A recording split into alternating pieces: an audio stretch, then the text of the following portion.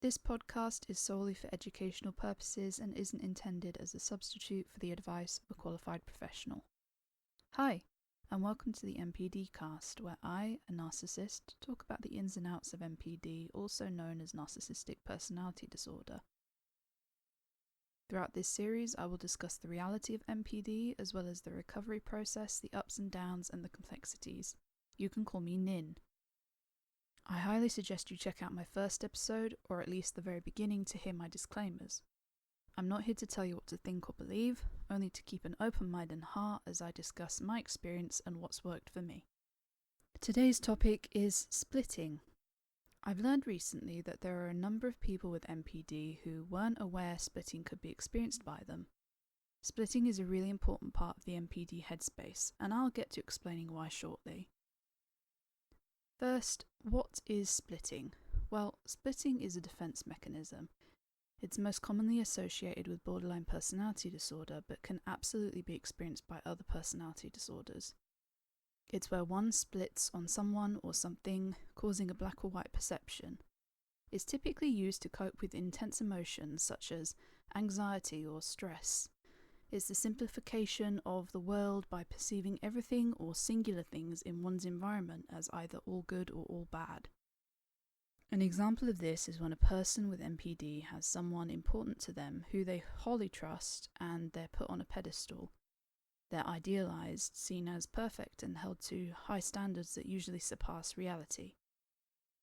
If that person does something that triggers intense emotions like anger, stress, confusion, etc., then we might go on the defensive and involuntarily split.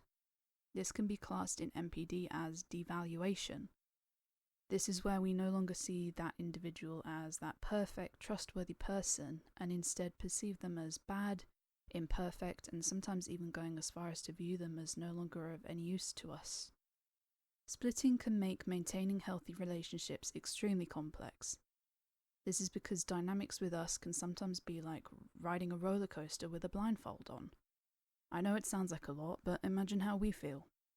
Not only are we also on the ride and unable to see, but we're also experiencing intense emotions all the while. That's why it's so important, as stressed in my previous episode, to develop coping mechanisms in order to cope with unforeseen emotions. You need to train yourself to get better at recognizing the drop and rises so that you're not surprised by them. You need to keep your eyes open during the ride and always be looking ahead to prepare. I promise you, it's doable, but it takes a lot of work.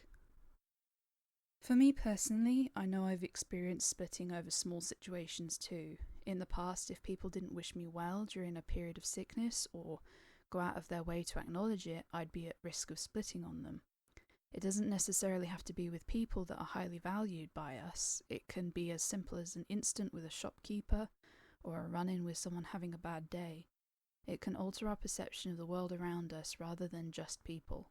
You can split on animals, inanimate objects, environments, and some people might hear that and think, how silly. But you have to remember, it's a coping mechanism. It's not by choice, it's entirely automatic. Being rejected by an animal is often joked about, but rejection when it comes to people with NPD can leave a searing mark, regardless of who was responsible. So how do you navigate communicating with someone that is experiencing splitting? Well, the truth is, it's really a joint effort. How are you supposed to communicate with someone who sees you as all bad or all good? And how is someone supposed to communicate with you when you're seeing things as such?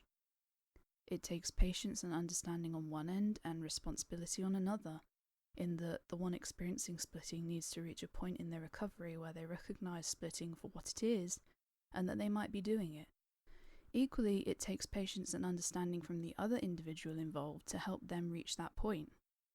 Calm, collected, and non-accusatory conversations can be very important here. Never patronizing the one experiencing splitting, but expressing what you've seen and experienced yourself in order to point the behavior out. Then, in the future, you can point it out during the build-up. Hey, remember what we talked about the last time this happened? It's happening right now. Is something happening to make you feel like you need to defend yourself? What can I do to help or need to do to help change that? Communication, when carried out respectfully, maturely, and patiently, can resolve countless conflicts. But it takes both parties to be patient with one another. Remember, if you experience splitting, whoever is alongside you at the time might not understand. They might not realize something is triggering you or setting you off, setting off your defense mechanisms. Break it down, explain it. It can't have control over you if you have control over it. I feel scared because XYZ is happening and it's overwhelming for me. I feel angry because you did XYZ and it's changed my perception of you. If you're in a really heated headspace, it's best not to communicate with someone else. Instead, take yourself off and communicate outwardly, into a journal or a phone note. Anything to help you keep a record of how you feel in the moment. Then, when you've cooled off, you can go back later on and explain what happened. Always remember not to let your NPD take control over you. It might seem in the moment that by being defensive and chasing all threats off that you have complete control of your life, but in reality you have none and your mental health is taking control of you. As usual, if you have any questions you'd like to be answered during the next or most relevant episode, feel free to leave them in the comments. Next time I will be diving into the topic work and education. Thanks so much for tuning into the NPDCAST today, and hopefully you learned something valuable about yourself or someone in your life through listening to this podcast. If you enjoyed it, please consider leaving a comment or a star. It really helps me see what direction I'm heading in. Until next time, I've been Nin. Bye.